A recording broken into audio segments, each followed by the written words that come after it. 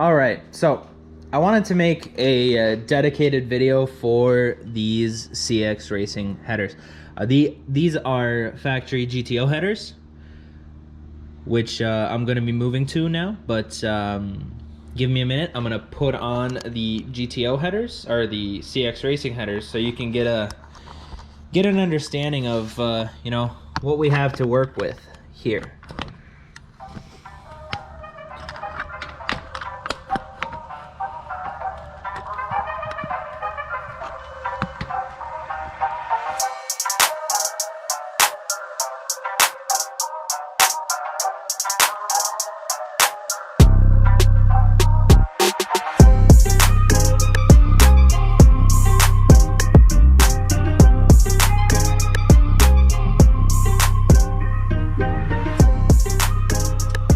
Okay, so before I continue, you can get a really good look at that CX Racing motor mount, the relocation, oil relocation. It's all really tucked in there really well. I like this setup a lot. So let's go. The reason I took off the GTO header, I wanted to show you what a CX Racing header install looks like. The mid pipe, I'm not gonna put back because the Y pipe isn't there either, and I don't feel like crawling under the car again. But it normally sits right in there, which is awesome. With the H4 design that we have here, headers are a breeze. You can fit a lot of different options through there. You're not worried about clearing the steering rack, and honestly, this makes the swap so easy. A lot of my friends that have done LS swaps in other cars are extremely jealous at this ability. This engine bay is so crazy wide. Anyway, let's move on to the CX Racing header. So I've just laid it down flat to compare it to the GTO factory header and the CX Racing header. The design is, well, the placement is, I would say, identical. The design, well, the CX Racing header looks much cooler, and it flows much more. It has a 3-inch outlet, whereas this has a 2 1/4, or yeah, 2 1/4. So the CX Racing header would flow a lot better. If you have a high horsepower setup and you wanted a cheap header, CX Racing is 100% the way to go. But so it does have some issues. If you're familiar with LS engines, the spark plugs sit in between the runners, or actually underneath the exhaust gasket, or the exhaust manifold flange. So let me put you guys down for a second.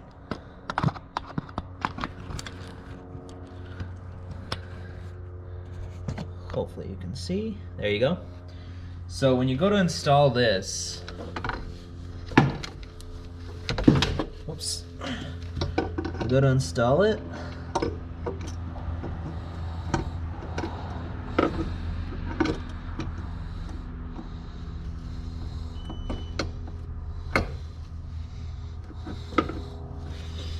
let's stop this. There we go.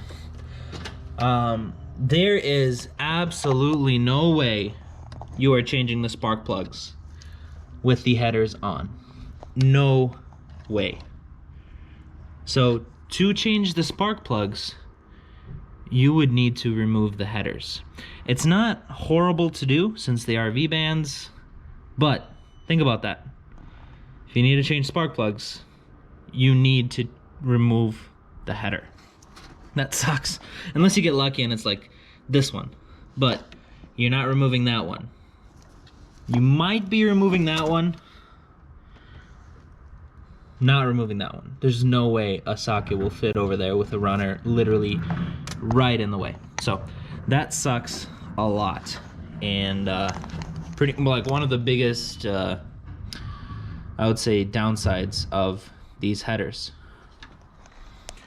So once you install them, if you notice, this is pretty much the only spark plug that's gonna have easy access.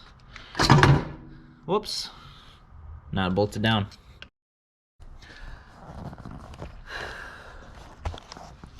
So this is the only spark plug you're gonna have access to with these kind of boots, or with these kind of spark plug wires. None of the other ones will be able to fit. I've tried the you know, insulators, the double insulators, and I've burned them all. It's not gonna work. But the thing that did end up working was this.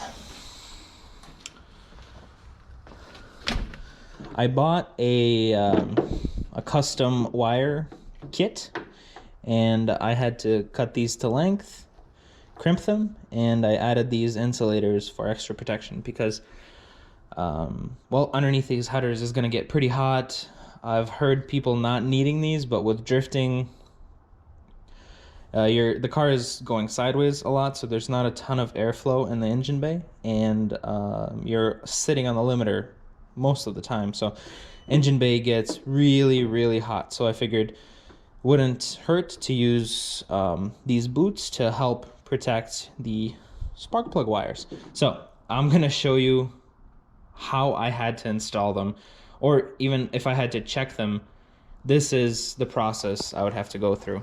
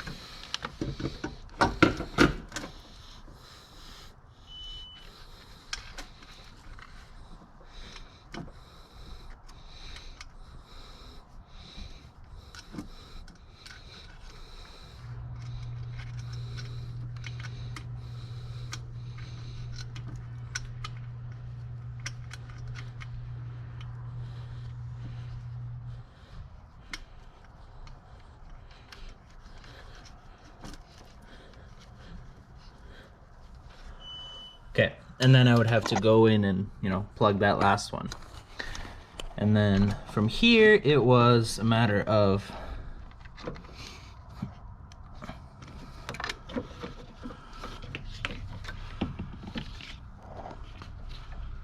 plugging them in like that.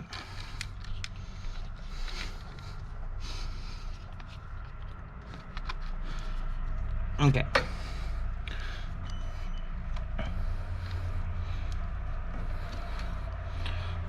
So with this setup, I truly did not have any issues ever. Okay, so I put together a little pro and con list for these CX Racing headers. Now that you have watched how the install goes, what's a good wire, you know, solution for them, I really think these are decent headers. For the price, they are phenomenal. But I think the cons far outweigh the pros. Again, maybe they work for you, but personally, I didn't like them. I didn't buy them. If I had to do it all over again, I probably wouldn't buy them. So, let's start with the pros. They're fairly good quality. Looking at the flange and the runners and the welds, I mean, I'm not a a fabricator by any means or a judge of somebody else's fabrication, but they look to be, you know, good stuff. They bolt right on. I didn't have any fitment issues. Everything worked exactly as it should. So I would say they're fairly good quality, even though they are on the cheap end, which brings me to my second point. These used to be on eBay for $650 for the full set, for both headers, the mid pipe, and the Y pipe, which, I mean, with shipping, another $100 or so, but that's extremely cheap. Sickie Racing headers are around $1,200, and then Vorschlag headers are even more expensive. So these headers are probably some of the fancier looking headers, but they are the cheapest around. At least they were, not anymore. That listing is gone now. They are priced similarly to Sickie headers now. So that used to be the case, but it seems like that is no longer the case. They have pretty good flow from my understanding. It's you know, large runners into a large collector, into a large mid pipe, and, you know, a 3-inch Y pipe. These flow very well. So if you're making a lot of horsepower, they're good headers. I definitely don't need these kind of headers for my measly 275 horsepower. They are bolts on, so you don't need to modify them. You can take them out of the box, put them in, start your car. I love that. I did a lot of mods on this car that were like that because I'm not a strong fabricator, and that's kind of, you know, what I had to work with, and I love buying parts like that. But, you know, for other reasons, we're actually going to be making a custom Y pipe with the GTO headers. And finally, nope, I think that was all the cons. They are, you know, fairly cheap. They look great. They are good quality. They flow well, and they're completely bolt on. And again, I say good quality with an understanding that for, you know, $700-ish headers is what you can get them for. They're good quality. So let's move on to the cons. So the first thing, the wire issues. This really angered me. I went through a few different iterations and then realized that custom wires were really the only way to go. And it's kind of what I've heard from other people that tried doing the same thing. I've tried the heat-proof wire set with the double boots shooting through there, but I've just burned them up. Completely useless. I've seen some people do, you know, 2 wires here, 2 wires there, but in my opinion, that looks goofy. This, with my heat shield, I think looks amazing. It looks great. It works. And with all of the boots on the bottom, I know that they're not gonna burn out. But if anything ever comes loose here, or anything comes loose on the other wire set, it's extremely difficult to pull them off with a header still on. And you would have to wait until the car completely cools down to start, you know, looking at it, which sucks, you know? If you're at the track and you know one of your wires is bad, you're completely out of luck until the car cools down. Whereas with the GTO headers, you can pop one off, test it, shove another one in, and keep going. So I think the wire set issues are some of the worst issues that come from having these kind of headers. I will include a picture on how the CX Racing website markets these, and it's hilarious. So I'll include that picture right now. Okay, as you see, they posted that picture with wires laying directly against the header, as if they didn't know that's going to be a problem. And then in this picture,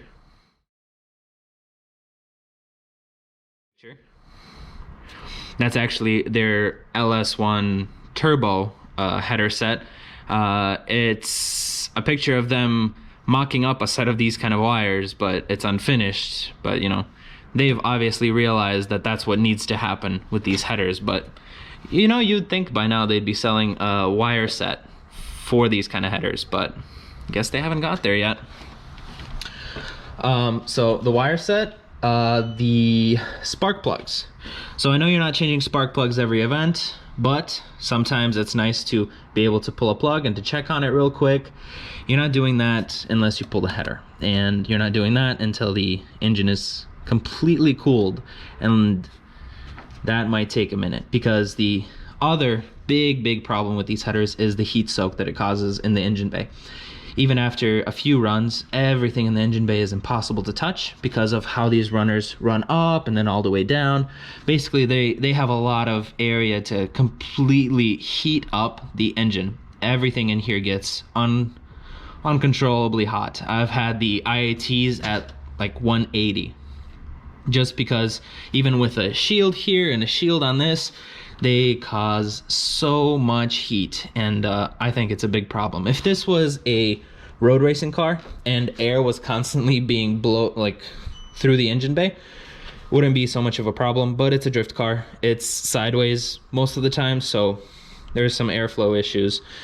Maybe if you have some holes in your hood, it's not going to be that big of an issue, but I found it to be a big enough issue to ditch these headers. The heat wrap, and again, I know this is cheap heat wrap that is fiberglass, and it causes, you know, fiber shards all over the engine bay. Super annoying, makes your hands itchy. I know that that's because it's just cheap wrap. It's what I had on hand, and I needed to do something, and yeah, don't do that. If you can, ceramic coat them. You can actually maybe control those temps better. Okay, moving on to probably the biggest issue for me. Maybe not for you, but for me, this sucked. So, since those runners are so large and they go into a large mid pipes, the Y pipe is massive, and it hangs down below the frame rails about 2.5 inches. So, as you can see, my car is not low at all. But this Y pipe is beat up because it's the very first thing that makes contact, and well, I like my car to be low. So the fact that I couldn't go lower because my Y pipe kept getting beat up, well, this was the deal breaker on why I decided to make my own Y pipe. Hopefully we can source some oval tube to really tuck it up in there, and you know, to lower this car a lot more so we can have a good looking drift car next summer. So, going over the cons one more time, we have the incredible heat soak that these type of headers cause, the wire issues, the low clearance that is terrible. If you actually want to lower your car, you cannot with these CX Racing headers. The spark plugs, completely unable to get to any but one on each side, and the heat wrap. But in my defense, I guess in CX Racing's defense, the heat wrap is my fault. But, you know, don't use that heat wrap. So, for the final verdict on these CX Racing headers, if they were on sale again for $650 with $100 shipping, should you buy them or not? If you want to have a very low car, no. And if you're gonna actually use your car for drifting or racing, no. Because this is a big deal. If you know one of your cylinders is misfiring, you need to wait until your engine completely cools down before you can even touch anything over there. And that's precious time that a lot of the times you don't have. So if I were to do it all over again, I didn't buy these, but if I was, you know, starting from scratch, this is exactly what I would do. The GTO header works perfect. It flows enough. It's not a ton, but it flows enough. You can get an aftermarket header that has larger runners that flow much better, and it'll fit just like this header does, except it'll all stay down there. You can ceramic coat them and get the temps down even lower. So if I were to do it again, I would skip these and run away from them. Again, if you're not going to be